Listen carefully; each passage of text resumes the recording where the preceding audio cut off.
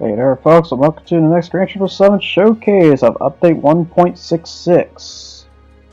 In this update we have 8 new cars and a bunch of engine swaps, because I will say there's a buttload of engine swaps. But we start with the worst one on down, which is starting with the Polestar 5 Performance 2026.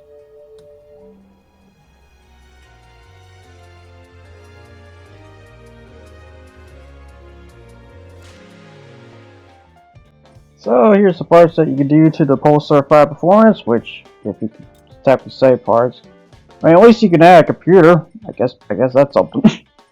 At least, but overall though, I had to detune this car immediately because it's of course, an 800 horsepower electric car. It doesn't burn fuel, no. What would you talk about? Or have gear limitation to 155 miles per hour? No, what are you talking about? As saying goes. So yeah, what I just mentioned is all the huge problems of electric car. Every time. I swear. There's only certain electric cars that have a better transmission than 155. But yeah, you can add weight reductions, you can, add brake discs and whatnot. Basically the basic fundamentals, so at least suspension and brakes, but otherwise it's just a basic electric car. It hits 800 horsepower and has a transmission limited to 155. Which is so sad because you'll never utilize that horsepower at all. If anything, you're just burning the fuel tank even faster. I will note, you can also wide body this, but I play at pedestrian speeds, so yeah, no. If anything you're going to add, of course, it's the front splitter and whatnot, but yeah, here's the rims you can do, which is 22 inches. Those things are ginormously big. Good God. Yeah, and then if you go customized though, you can add like 20 inches, which, not gonna lie, that looks a lot better. I should have technically added those, but I don't think I did. I just looked at it at the end of. But probably next time though, I'll probably turn around and add those, because those look pretty nice for that car. For something that's supposed to look a bit futuristic and whatnot. But yeah, there's a front splitter you can add, there's a side splitter you can add, there's also a wing, rear split, or a rear skirt, I meant. Give me. Kind of burnt there. But spoiler, professionalism 101. Yeah, hood pins, tow hook, light bulb. You change the light bulbs part, which I think it's like 2 consistent light colors I noticed there. You can change the license plate, which yeah, I gotta say that front one looks like crap, so I might as well take that one off. Cause yeah, I will say I did apply like some customizations here. Cause I kind of realized, yeah, you know what, that looks better. For example, let's just stick the rear one there. I will say for the race, you're just seeing the normal one, or whatever you just saw there for the version. And then brake pads, of course, or brake calipers, you can change the color of those, and whatnot. So here's the race, which we're doing a full course Eiger Nordblin. That is a custom race, because I don't know where else to really take this, but I might as well showcase the hard truth about when it comes to electric cars in a nutshell. I'm just gonna say, watch that fuel tank throughout the whole race. Just watch it. Then, look at that, it's already gapping already. Good God. I will say, the other biggest problem about electric cars and why I hate about them, for some reason during a custom race, you are stuck to doing one make race with these cars at the end of the day. And yeah, that's the first ugly, terrible thing about this. That's why I can never do custom race AI battles with this car at the end of the day, because, well, I will say the opponent can pick it at least, but if you pick it though, you're stuck doing one make race at the end of the day. The second thing, as you can see on the fuel tank there, it's just going bye-bye. So, and mind you, by the way, I have this set up to be exactly 155 miles per hour, by the way. Because yeah, I had to detune this all the way on top of it, and tweak the spoilers to where it feels like it's hitting 155 at the end of the day. Which definitely shows through the time here.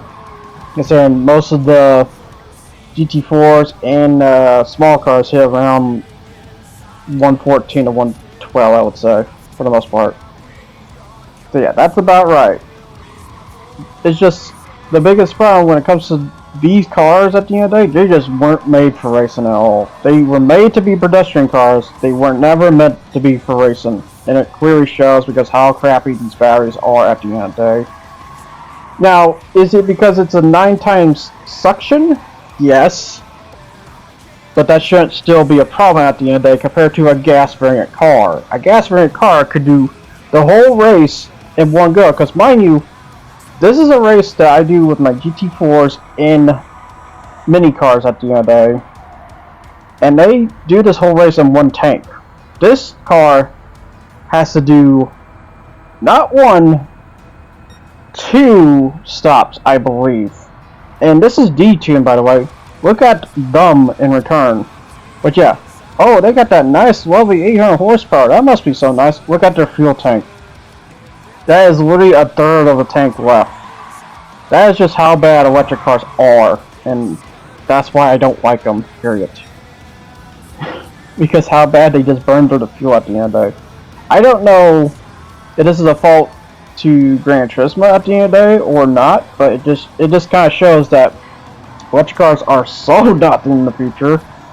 Still, when companies try to bank on that at the end of the day, make it more simpler, when in reality it sucks in more juice than a gas car could ever achieve. Does it get more acceleration? Yes. But the problem is, with that more acceleration becomes more drain, which is the biggest thing people need to realize. When you apply more acceleration to the car, you're definitely going to be sucking in more fuel in return. And I don't mean power, because power can still be achieved. You can still have the highest horsepower possible if you can, but you gotta have that acceleration in control. If you don't have that acceleration in control, you're going to be drained faster than a rock compared to a piece of paper falling from the sky.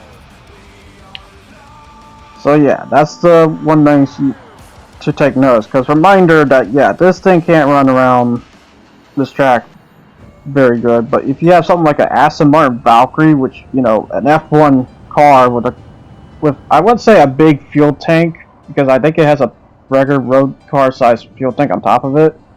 That car is still amazing to this day. Probably my most favorite hypercar I have ever seen and driven. Well, virtually. This is a that's it. I can't pay a $3 million car. But yeah, just to say a point though, that's the future of where cars should hit, not something like this. This is something, but this is not it, Captain. At the end of it. And especially with the freaking transmitter limited to 155, which, by the way, I think that's like the highest class of transmission you could have as a norm for electric cars. Because I haven't seen any case where they hit even much higher. Except maybe the Hyundai Ioniq, but maybe not on that. I'm not sure. I need to recheck that hatchback at the end of the day to prove my statement. But to say, though, yeah, it's just like 155 transmission. Like, I will note, this is technically the reason why I made the whole pedestrian thing, by the way. This was the exact monumental reason why I did that. At the end of that. Was because I saw a bunch of cars that are hitting just 155 for either their CVTs or electric motors, and then not only that, some European cars are stuck to be 155. So in return, though, you have to, I decided to just make a cup race based around that 155 miles per hour and such. And whatnot. So basically, yeah, that's basically the Pol. Because I don't want to shit on the Polestar at the end of it. I think this car is very interesting in regards. It's just the problem, of course. It's just electric, which electric just has a fundamental huge problem when it comes to GT7. But I don't know if that's really the case, or it just shows that yeah, this is how bad electric cars when they drain. At the end of it, I don't know what to say at the end of it. I think it's because the regeneration mechanic is not as 9 times as the drain mechanic. It does make me wonder if that's the case, but Other to say that, yeah, this is what shows a failure in electric cars at the end of the day. And then not only that, the freaking one make series, man. Stop adding one make series to these cars. I want to drive against other cars, you know?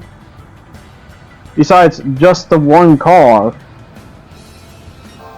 Which, I think the reason why they do that is because there's not enough electric cars to supply a 20 grid. It's almost like they were bad. You know?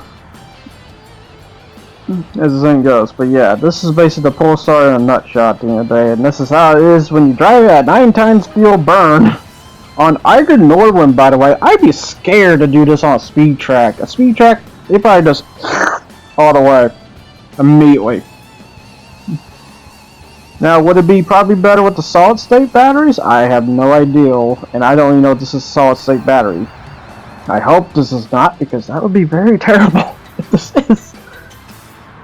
And then I can barely see a future for electric cars. I mean, I'm not surprised about this when I'm saying spouting here, because just to say, Ford just backed up on the whole electrification. They are instead going full hybrid anymore, because it turns out electrification is so not the future when it's just not providing good enough at all. It's just not something what people want at the end of the day. So instead, they're going to be optimizing on hybrids more than electric, which honestly, that's good. I consider hybrid more than electric any day. Because at least you're getting a nice noise out of the car at the end of the day if it's using the gas. I will say, as electric though, you can technically use the electric for like probably 20 miles or so before it has to switch back to gas mode. Which is technically fine, because then you use the gas to regenerate the electric and then you just redo it again. I don't know how much you regenerate though, mind you, but you know. But that is a thing, but yeah. So yeah, doing this on 9 times fuel burn is horrible. And then not only that, yeah, the biggest problem about electric cars, like an example, this one weighs 5,525, 25 or 26 plus pounds, which is like, holy crap.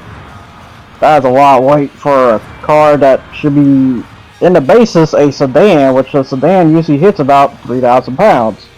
You added 2,000 more pounds, which I get there's a lot of people that say that weight doesn't matter, but for this case, for weighing 5,000 pounds, that's going to be a strain to your tires, that's going to be a strain to your steering, that's going to be a strain to your somewhat speed, unless you hit down climb, then it's just going to fucking skyrocket. Exactly, that might be better for top speed, if you're going down a ramp and such, but otherwise it's just not good at all. That tells me it's just not ready. It's not, it's, the whole case of electric cars has just been a fad this whole time.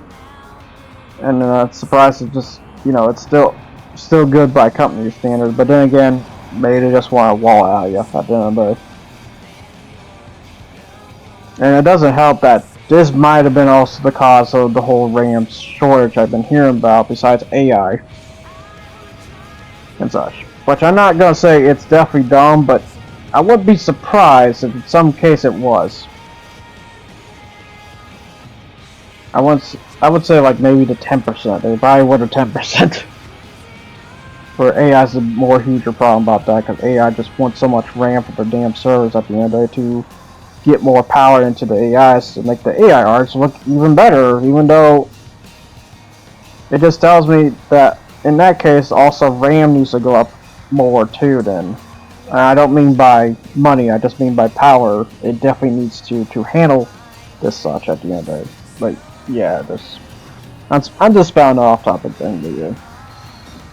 I'm not really sure how to judge this at the end of the day, besides, oh, it's an electric car, it goes around, and that's it. That's really it. And you know how boring this is. This is just so freaking boring. I actually almost felt like I wanted to sleep here. I am not gonna lie. When I drove this, I actually was getting dazed, like right here. I was getting super dazed, like, oh my god, just put me out of my misery. It's so boring. It's like there's nothing fun to gain from this at the end of the day. Just another freaking electric car to add to the dumpster bin for the time being until I figure out something I can do for fun for those cars. Otherwise, there's just not much to do with it at the end of the day. But that's the Polestar 5. Now on to something much better for 7th place here, which is the Ferrari 296 GTB 2022. I bet someone's shocked about this.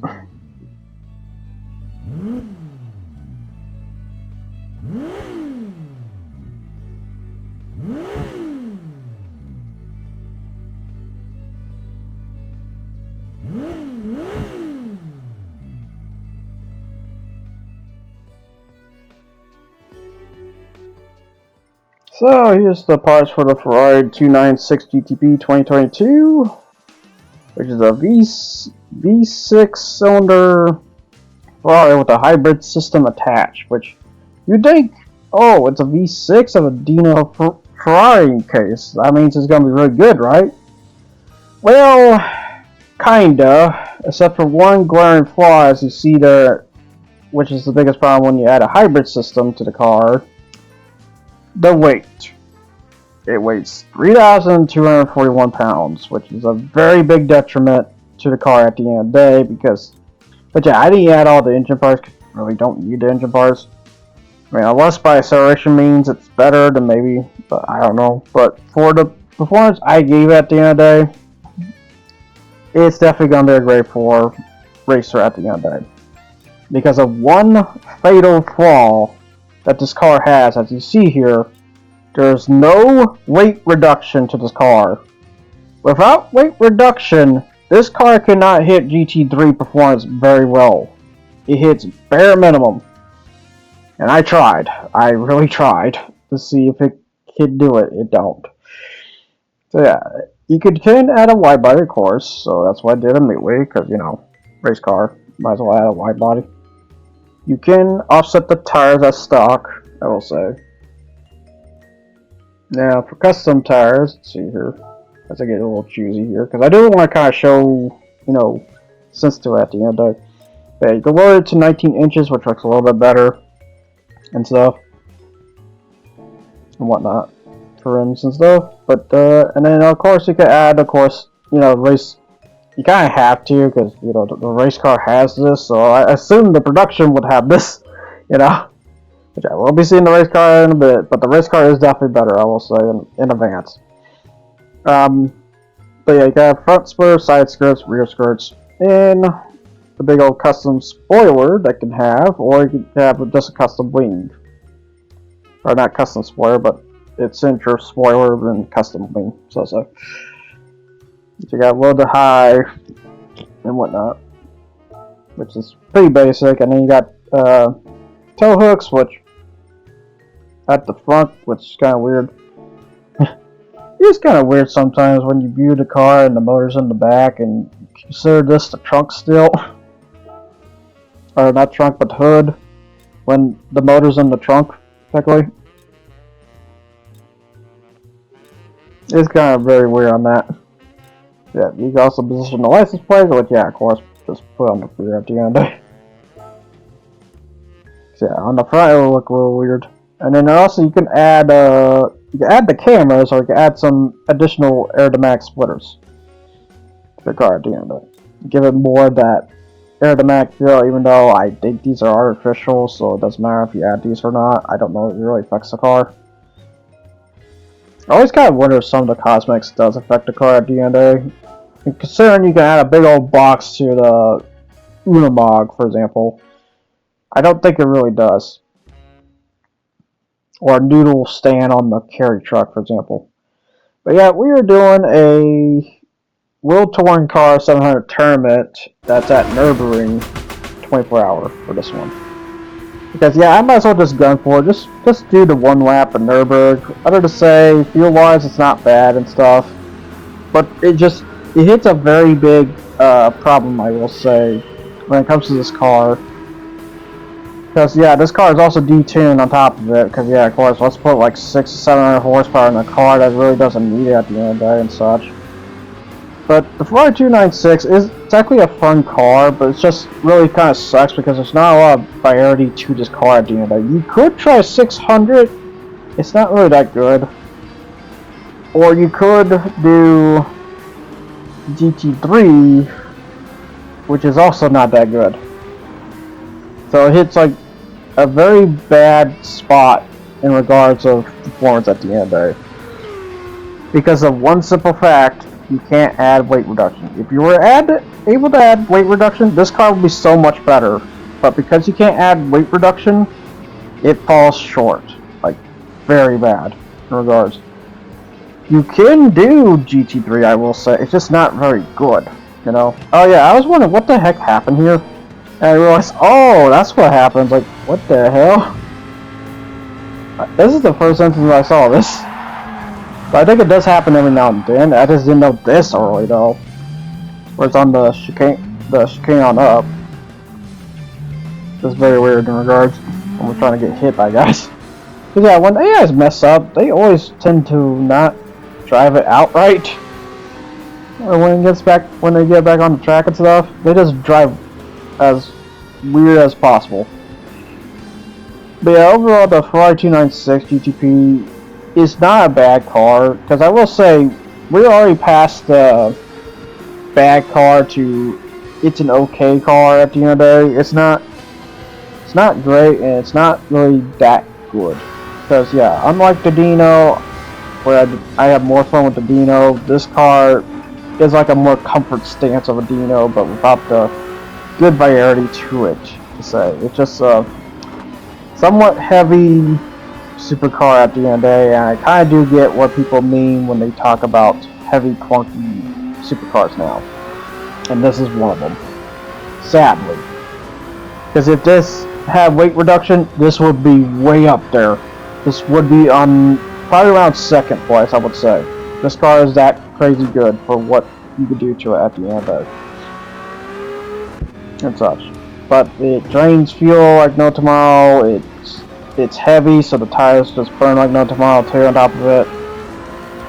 It's just not a really good car. Because, just to say, when I say it's not, when the tires burn like no tomorrow, I'm not talking about Suzuka circuit of GT3. I'm talking about the windmill track. So there you go. You know, the best money one you could do for a versus GT3 one, the $485,000 one. Yeah, it can't do that very well. It can get very close, but it can't do that very well. Just say. What's up? So, that's the biggest fundamental problems about the Ferrari 296 GTP right now. But besides saying the other obvious thing, oh, is that a car for Fortnite? Exactly was. Exactly. Cause yeah, this car was originally on Fortnite for a good while, and then I think it's on Cuba G or something like that. It's another collab. It went to another collab with Melee, and then ever since then, Fortnite hasn't been able to get the car back as a regular car. It's the car. It's the special car they did way back. Cause yeah, they did a bunch of special cars before they decided to make the cars as a skin. So, and the 296 is one of them that has not came back as a skin yet. Although I will say, if it comes back as a skin, it's going to probably be priced as an arm and a leg for it, as the saying goes when it comes to those cars on Fortnite, because they're 4,000 V-Bucks. Which, I think it's $5 per 400 V-Bucks, so, yeah, 50 bucks. 50 bucks, I believe, for that. If not, 500 for 5. But I don't think it's that. If it is that, then okay. In that case, it'd be 40 bucks. Either way, bad. Ridiculously bad. As thing goes. That's how bad pricing's gotten anymore. But yeah, just driving a 296 through the Nürburgring because I wanted to show the Nürburgring Nordschleife and well, not Nordschleife. Well, it's not just Nordschleife, but it's 24-hour way out Nordschleife and such. Just have fun with it at the end of the day because I know by fuel standards and I know by speed standards, it's definitely pretty good for the Le Mans. I could definitely say that with a confidence. You may have to lean it. I will say you may have to lean it maybe. I'm gonna say at least maybe 3 or 4 on the lean part. Cause I don't know if it does 3 laps or not. I think it did when I did a test. I'm pretty sure I hard tested it because there was a reason why you saw the oil was normal instead of doing what I did later, you know, clean. Turn that. Back of it. So yeah, it's fine. It's definitely fine. For what this performance was for a racer, but as a GT3 racer, not good at all. Like I would not recommend this for GT3 at all, and that's bad because considering, I mean, the 296 is a GT3 currently as a race car. Although that one is different because, as the saying goes, that doesn't have the hybrid system. It's just a regular GT3 because I don't think GT3 does allow hybrid system or something. I'm very confused when it comes to that. If anything, I think it should be allowed in the future when it comes to GT3s is the DRS system. That has been working wonders anymore. But yeah, basically past all the cars at this point, which yeah, all the cars are basically just your basic GT4s of the past time, basically from GR Super Racing, Great Fort, and then a bunch of technically fake ones, which is the 4C, the Tenza, NSX, Swiss Sport, WRX, and M4. I say fake loosely because some of these could still technically be real. It's just when you see a different name for the Grade 4, you know that's real. Like the GR Supra Racing, that's real. Now, does it GR Supra should be in the name tag? Yes, it's just the racing part is when you know it's legit. And there's a date to it on top of it. I think it's like year 18 for 21 for 2021, something like that. Because I know the Supra was added later for GT7's case, because it was a prototype for the sports case. But this is the finished one. This is not the. But yeah, I accidentally. I always love dealing with that corner every time. I gotta say, there are some corners I still have a rough time to deal with every now and then.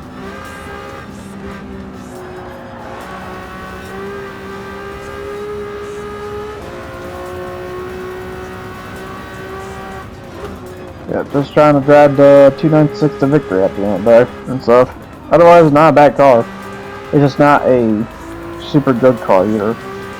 296 is kind of just very basic in regards, but it's an okay basic. It's just when I'm gonna be doing this car in trials, I would not be surprised if it's on the lower of the ranks up to the end, right? Because the simple fact of, again, weight reduction. So overall, can I say I like the car? I technically do.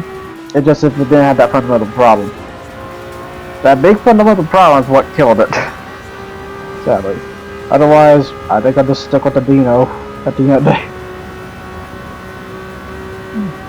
In terms of fun. Otherwise, this is not a bad car either on top of it. It's just a simple, fun Ferrari. Well, to drive at the end of it. In like 183. Oh yeah, in case you're wondering what build, I think it's like 217 mile per hour build. It's nothing too crazy, but it's up there. So.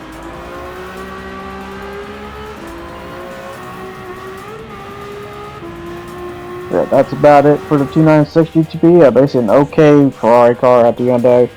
I really wish they had that weight reduction there. It would have fixed the fundamental flaws the car has at the end of the day. But now on to the third car, or in this case, the 6th place car, which is the Formula car, the Formula 3500B.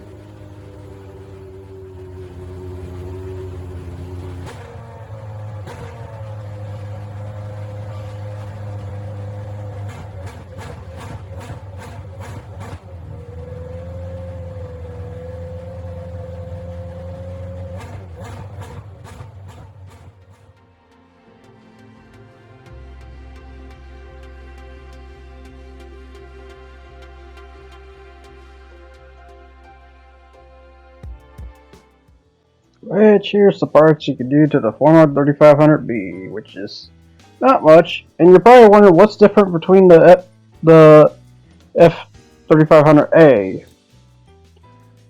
Well, for one thing, I think different cowl and different spoiler, but another big thing is that it has a V8 instead of a V12, making it technically less power, if I recall, from what I read from the difference between those two.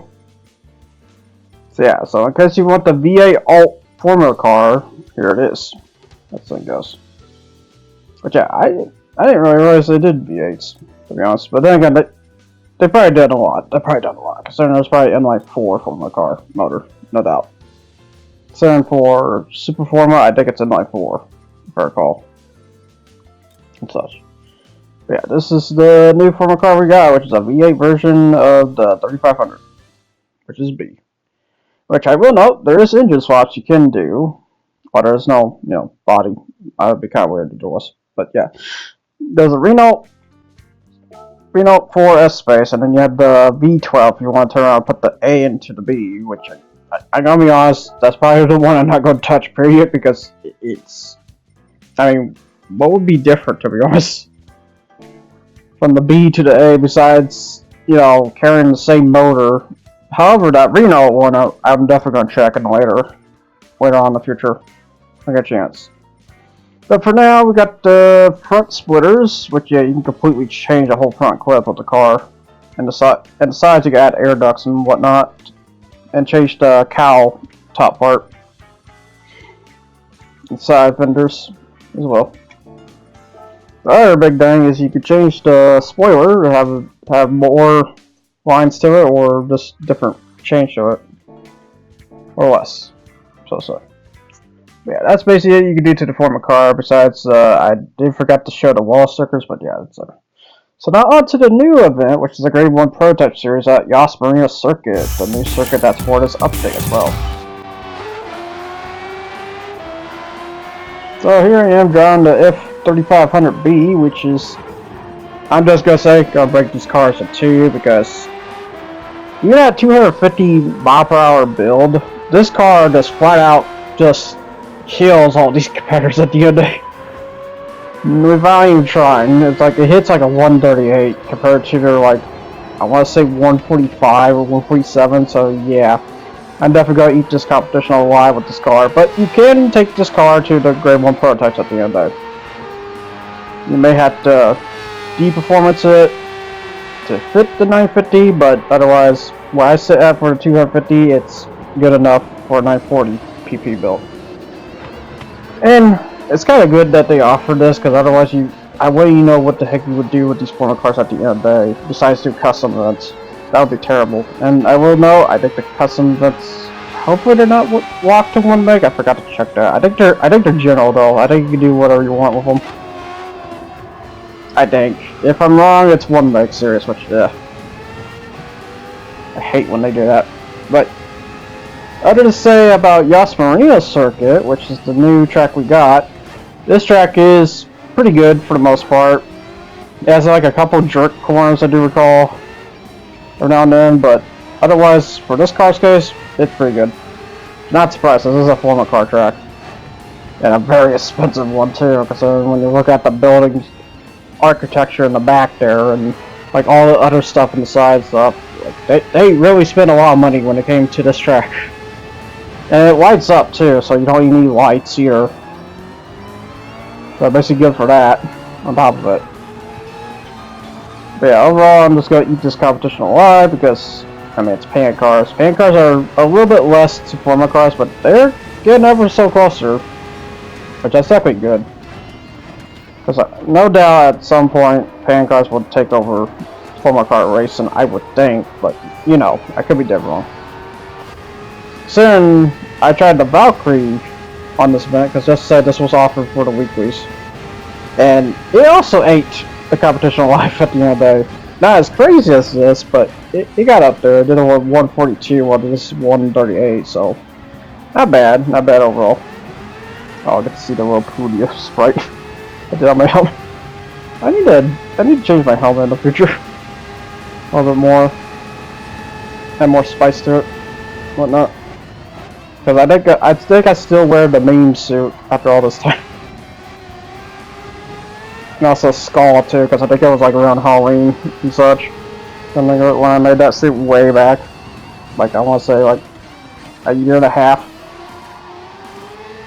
Yeah, that's how much I've been technically touching on Gran Turismo out the other day with I will say more than that, but for recording nowadays, I would say a year and a half and such. In terms of touching what I want to touch at the end of. Back then on the PlayStation 4 before I eventually went to the PlayStation 5 on around February or April here, if I recall.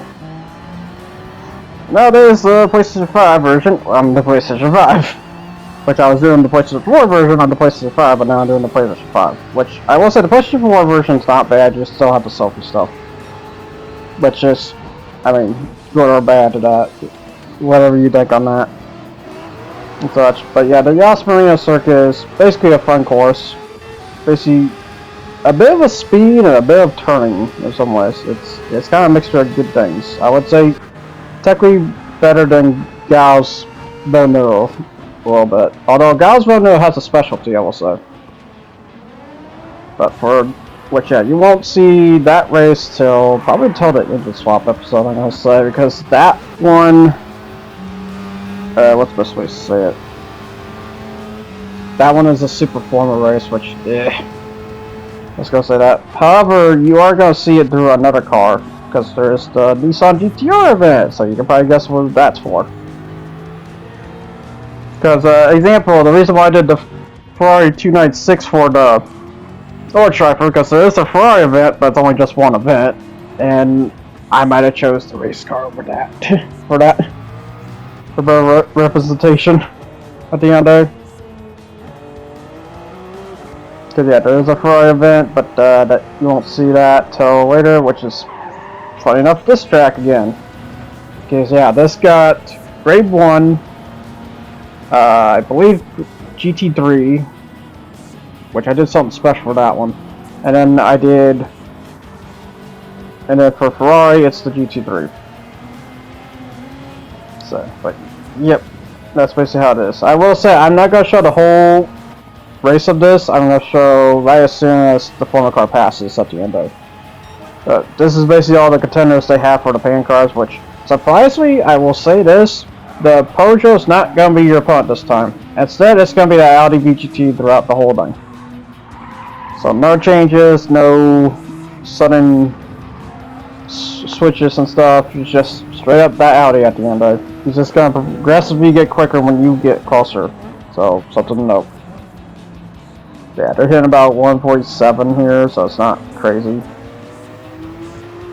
Well, the 962 being kind of the slowest one, but I'm not surprised because this track is a bit of a speed track. So if you're not crazy about your climbing speed or speed in general, you might have a bad time here. Which the 962 is what kind of suffers on that a little bit. Besides being one of the most aerodynamic Group C LMP cars possible. But yeah, then you got other ones like the Bugatti VGT and such. That's funny, like some are using race mediums and stuff, which I think the biggest factor when it comes to this race is the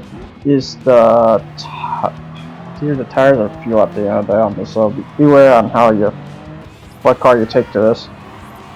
Of course, you have to take something hypercar worthy, so something like the Aston Martin Valkyrie or the Dodge Tomahawk street version. That's fine too. But otherwise, this is basically it for the race at the end of the day. It's just me just kicking the crap out of these pan cars with the F350, which, yeah, as the saying goes, it's a former car, what do you expect? For something, I think of the 90s, it's not the 2000s, because you'll know when it's the 2000s, when they're much flatter and the front splitter is a lot more flattened down. It's like the GT3 former car, which still haven't gotten yet. Instead, we got the Alt to the 3500, which is the V8 motor, which I didn't think they did V8 once, but they did. Probably to test to see if there's a leaner method or something, which this one kind of is at the end of it. Just slower. At the end of it.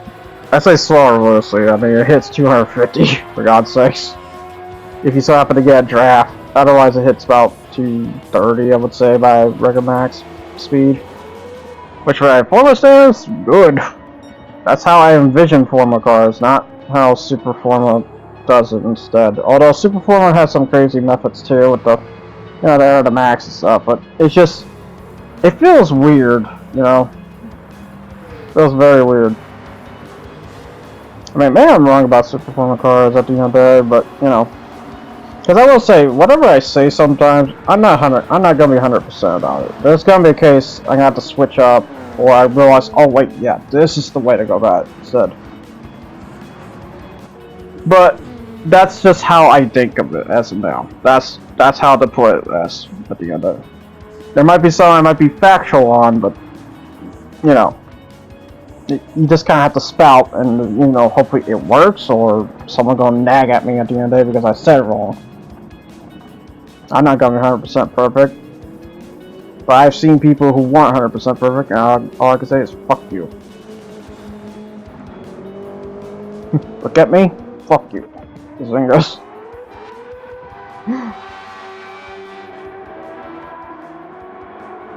Yes, I'm sorry, things are not gonna be 100% perfect. Yeah, they're showing the cars a view instead, because I might as well give them some spotlight before I call quits here. Because the reason why I didn't do the whole race, or why I didn't clip the whole race, because I would, but not when I gotta remember that Sony still limits their time on the videos to like 55 minutes. Or not 55 minutes, but 60 minutes, but it's 55 minutes per video. So I have to clip it a bit. Ooh, I saw that. Oh, the Mazda went into the 90, R93, right? Yeah, R93. Yeah. Jesus. R92. God, I keep saying 93. There is a 93 going, though. But that's R92. You're good. I'm so wrong. But then there's the McLaren VGT. And they got the L750 hybrid and the Audi VGT. Which I wonder when we get the legit McLaren LMP car. So yeah, there's that. I wonder when we'll also get the Cadillac one too. But yeah, at this point I just passed the whole competition at this point, so let's send it to the last pit, shall we? Now, did I pit at all? Well, I can safely say no. I don't think I did at all. Although it's kind of weird on that lap there, it says 15 and none. I don't know what that's about. That's a little weird. It's supposed to be lap 13. But I know this thing glitches, so, you know. So to say, though, I did not fuel at all. So yeah, you can one-trip this. But yeah, one trip is literally almost 25 minutes. So it's a long race, I will say. Well, not a long by casual standards, not long by endurance standards. If you want a long endurance standard, 6 hours. If you want something chaos, what do? And get the LGBTT. The Mazda did shut up. It went up to 3rd place, surprisingly. So, that's pretty good. You got the L750R still sticking around at 4th. The McLaren VGT at 5th. I cannot recall what other cars that were different on their positions. I know the Peugeot's definitely down there, though. Holy crap. Either they realized that that car was being a deadly threat, or something, because I just know he's been sitting down there now for this race occasion. I can't say if he's going to be any different for the other events, but I just knew that Peugeot was always the threat. Always the threat. But for this case, no. This time it was the Audi VGT, which is shocks me a little bit.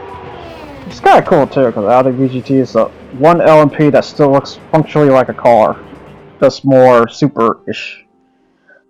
So now on to the last car of the group, which is the Fiat Panda 30CL 1985, who took 4th place, tied with another car.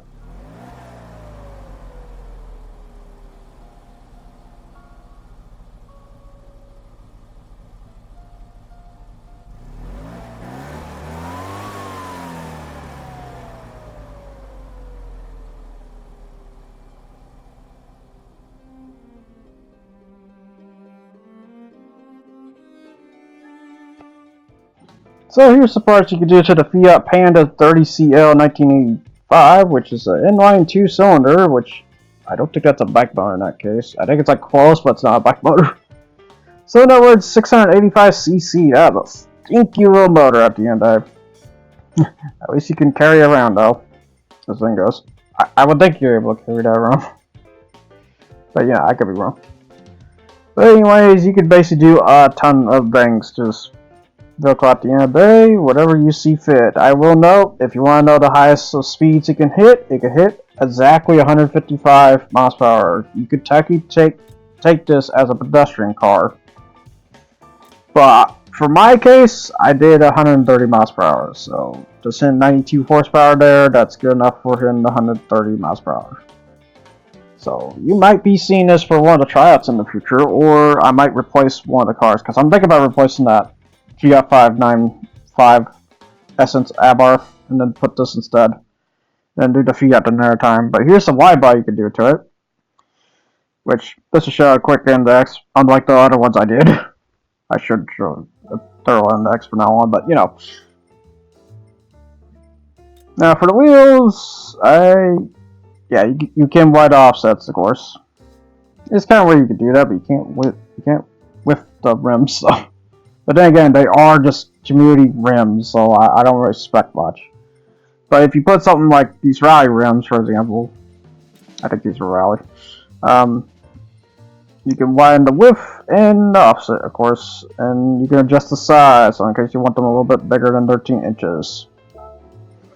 Now you can give it rally lights, or I would say fake rally lights. It's kind of weird. They're just covered at the end. Or on the side trim, you can add roof things and stuff like that. I can't remember what they're called. You can take the back things off. You can add a Lancia spoiler to it at the end there. I'm not surprised. I believe Fiat and Lancia do have a relationship to each other at that time. I dig, in some ways. They're both Italian at the end there. You got roll cages you can do, but I kept it to Type A because it is a club cab after all. Which for when it comes to roll cages, club cabs are very nice when it comes to that. Because then the person can still seat in the back if they want to. This is kind of that pull right there. And such. Other than that, there's not much else. Although I will say there's something unique for the license plate when it comes to that front, because you notice it's smaller than the one in the back. That is one of the cases where the license plates are not symmetrical to each other. They aren't the same. That is like the first case I seen that. And you can also change the grille, which I don't know what fancy at the end there. I just went with the first one. And with the brick calipers, of course. I gotta choose the black ones. So yeah, like I said, I usually like second check that customization. But now on to the other new event, which is the European Sunday Cup 400 at Goodwood Motor Circuit. The old circuit. Yep, so this is the finale for the first half of the showcase. I think not first half, I would say first third of the showcase. Before I get on to the next one, which is the better half of cars. Although I will say this car is still considered one of the better halves. I just want to put this one here, so in case I have a lot of footage for the other ones. But to say though, the Panda 30CL is a very fun little car at the end, and I'm happy that they added it finally and such. After seeing it through like one of the trailers or something, where they were making the off branch at the time, we didn't know when the Fiat was going to come, but after I think 2 or 3 months after it was shown, we finally got it. We got it, guys. We got it. But yeah, there's the regular Fiat Panda, which, yeah, in case you want to know how much horsepower it has, literally says it on the name. 30. It has 32 horsepower. If, further analyzed, but it was assumed that it had 30 horsepower. It has a little bit more. Surprisingly. But yeah, you're just gonna see him tuck around as the saying goes. With that little bitty motor where I'm gonna drive the better end of the car, which is with sports hard tires and 93 horsepower. Or 2. It was 92 horsepower, yeah, it's 92 horsepower. But overall, the Fiat Panda is a very fun little hatchback. I would consider getting, or just for fun beans and stuff. Very interesting too for a little car. Cause yeah, I think I seen this way back in 4. I didn't know what's people's hype about this little car, but now I kind of understand the other. It's definitely a fun little hatchback of a time. And the crazy part that the fact it's an inline 2 in 1985. But then again, Fiat was one of those companies that went out of boundaries on their engine types. Saying this feels like it was done by the same guy who did the Fiat 500 at the end of the day, but I can't say if it was or not. But yeah, this is just a very interesting car at the end of the day. And the weird part, the fact it's called Panda, is the weird part. That's the one thing I don't understand. Why is it called Panda? Does it look like a panda bear in some ways or something? As thing goes. But then you got the Peugeot 2A GTI by Peugeot. You got the Volkswagen Polo GTI. It's kind of fun. Both of those cars share a GTI. Yeah, it's kind of weird. Then you got the Clio RS 220 Trophy in the front. So that's the real competition there, is that little car. Although I will say the real competition is the car I just passed, which is the Megane, which I'm not surprised. That car is usually pretty fast. But yeah, that's how fast he technically goes, by the way. 60 miles per hour. Oh god. It is kind of weird. Why is the Panda in this event when it's a classic? It should be in a classic race. Not here.